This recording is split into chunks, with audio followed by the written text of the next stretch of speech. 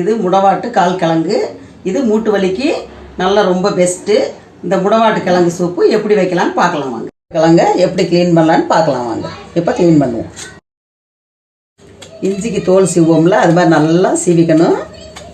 தோல் சீவி வெட்டி வச்ச கிழங்கை மிக்சியில் சேர்த்துக்குவோம்.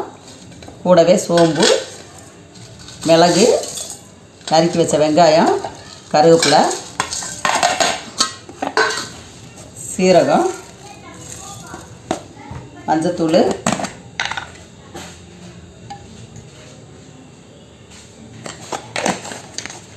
இஞ்சி பூண்டு பேஸ்ட்டு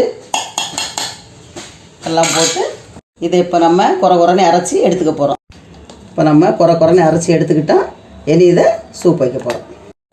ஸ்டவ் பற்ற வச்சு நல்லெண்ணெய் ஊற்ற போகிறேன். ஒரு 50லேருந்து 100 கிராம் வரைக்கும் ஊற்றிக்கோங்க.